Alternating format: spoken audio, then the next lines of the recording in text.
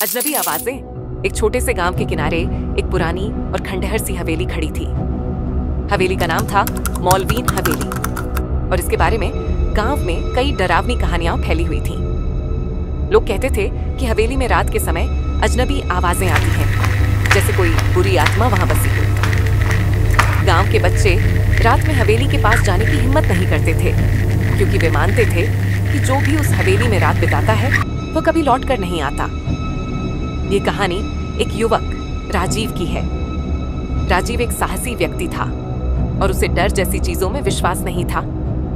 एक दिन गांव के बुजुर्गों ने हवेली के बारे में उसे कई डरावनी बातें बताईं, तो राजीव ने ठान लिया कि वह इस रहस्य का पता लगाएगा।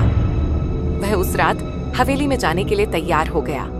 शाम का समय था और सूरज डूबते ही हवेली के चारों ओर घना अंधेरा छा गया। राजीव ने अपनी टॉर्च को हाथ में लिया और हवेली की ओर बढ़ने लगा। हवेली के पास पहुंचते ही उसे महसूस हुआ कि कुछ तो गड़बड़ है। हवेली के दरवाजे पर जंग लगी थी और खिड़कियों से अंधेरे में भी कुछ हलचल सी महसूस हो रही थी। राजीव ने दरवाजा खोला और भीतर कदम रखा। हवेली के अंदर सब कुछ पुराना और बेतरतीब था। दीवारों पर दरारें, फर्श पर धूल और हवा में एक सड़ी गली सी गंध थी। वह धीरे धीरे भीतर बढ़ने लगा। अचानक उसे पीछे से एक हल्की आवाज सुनाई दी, जैसे कोई धीमे से आ भर रहा हो। राजीव ने पलट कर देखा, लेकिन वहां कोई नहीं था। वह आगे बढ़ता गया और तभी उसकी टॉर्च की रोशनी एक बंद दरवाजे पर पड़ी। दरवाजा जरा सा खुला हुआ था, जैसे किसी ने जल्दी से उसे बंद किया हो।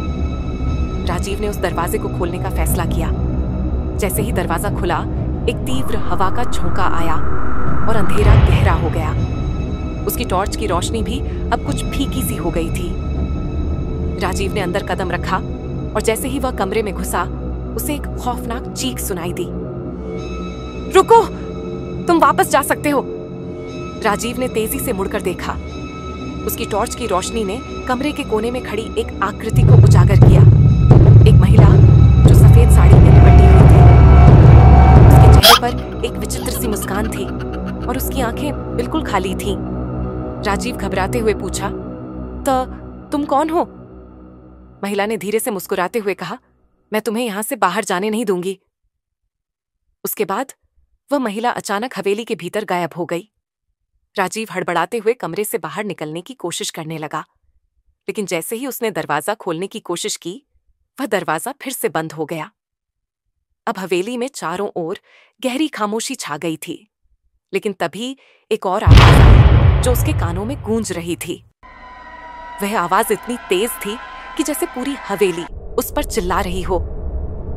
तुम कभी नहीं निकल पाओगे। राजीव डर के मारे कांपने लगा। उसने दरवाजे को जोर जोर से पीटा, लेकिन कोई जवाब नहीं मिला। अचानक कमरे में चारों ओर दीवारों से खड़खड़ाने की आवाजें आईं, जैसे कोई उसे पकड़ने के लिए आ रहा हो। राजीव ने डरते हुए मुड़कर देखा तो उस महिला की आकृति फिर से सामने खड़ी थी, लेकिन अब उसकी आंखों से खून बह रहा था और उसके चेहरे पर एक खौफनाक घृणा थी। तुमने यहां आकर बड़ी गलती की है, महिला की आवाज गूंज रही थी और अचानक एक तेज झोंका आया जिसने राजीव को गिरा दिया। उसकी आंखों में धुंधलापन छा गया और वह बेसुध होकर गिर पड़ा। अगले दिन गांव वाले हवेली के पास पहुंचे, लेकिन वहां राजीव का कोई निशान नहीं मिला।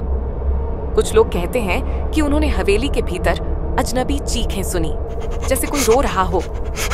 हवेली फिर से वहीं चुप्पी साधे हुए खड़ी रही और राजीव की तस्वीर एक पुरानी फोटो में उस महिला के पास लटकी हुई पाई गई। अभी गांव वाले कहते हैं कि हवेली में अजनबी आवाजें आती हैं और जो वहां जाता है वह कभी लौट कर नहीं आता।